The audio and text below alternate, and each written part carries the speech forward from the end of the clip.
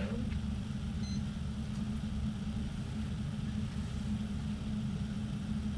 Well, welcome back to the Best of Investing. I'm Edward Brown, your host, along with Mark Hanf and Brian Burke.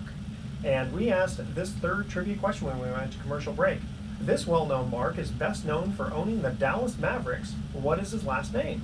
I can never figure out if it's Cuban or Cuban. Cuban, I believe. I didn't know he owned a football team. He doesn't. Not yet. We all know Dallas Mavericks is a basketball team. Oh, of course. And Brian, when we cut to break, you were just about to ask Mark a very, very good question. Yeah, I was just chatting with Mark at the break. We were talking about credit scores being a determining factor of getting a bank loan, but not necessarily a private money loan. And just going back to that point, as a real estate investor, one thing I hear from other real estate investors when I talk to them is they complain that banks will only make so many loans to them to own investment property, and of course that number is floating and changes from time to time, but is there such a restriction with private money where borrowers can only have so many loans? No, there's not, and you make a good point. If you can get bank financing, obviously it's always your best bet, because private financing is not priced the same as bank financing. It is more expensive, but I actually have several clients who've come to me who bought their 4 properties, and their banks have said, thanks, but we're done now. We're not going to make any further loans to you. Well, a lot of times when you hit a limit, yeah, that's the limit. Go get the bank loans while you can, and then after you've maxed it out, then you can fill the void for it. So the answer is no. It's not a factor. Although from a business perspective, I'm going to be a little bit concerned depending on the number of loans someone comes to us for and the exposure that might be. I'd have to disclose that to investors as we go along. If we've done 5, 6, 7, 8, 9 loans to a single a borrower, I would want my investors to know that. But we have done that. In fact, I've done 20 loans in prior years to someone who was collecting properties, and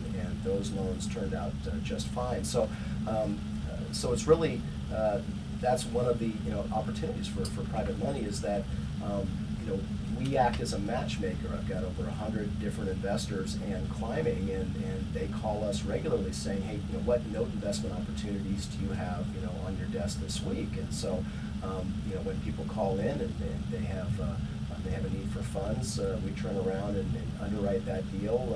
And if it's a repeat borrower, we pretty much don't need to underwrite. We just need to look at the property. We know the borrower and we know their track record. We go look at the property and then pick up the phone and make a few calls and see what lenders might be interested in investing in that note. Well, the bottom line is that the recovery of this real estate market is dependent upon the availability of capital. And banks, they're lending to some extent, but probably not as much as it's going to take to get to where we need to get. So, I think you're filling a need there for the investment community to be able to step in and absorb some of this so-called shadow inventory, and there's a need for capital in order to do that. So, well, and many people argue that the most important indicator of a healthy real estate market is liquidity, and liquidity is in an article I've got, it's defined as the ability for a seller to readily sell their home to a ready, willing, and able buyer. And in order to do that, there has to be capital. The availability of credit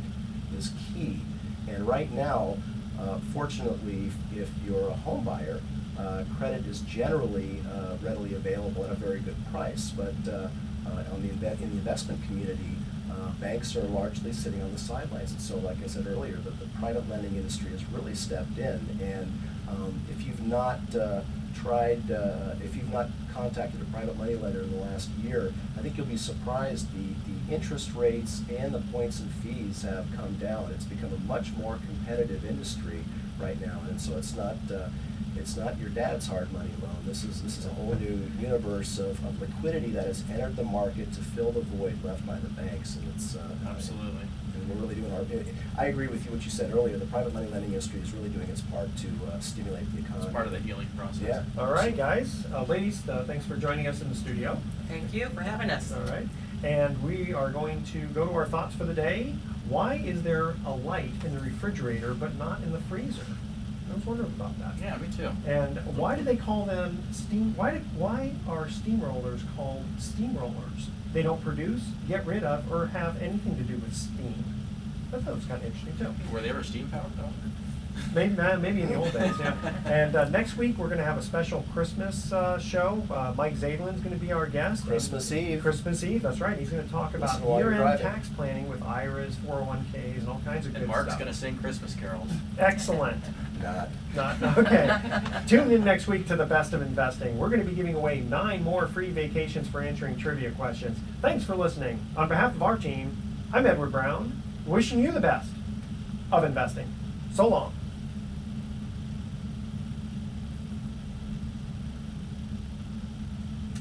And that's a wrap.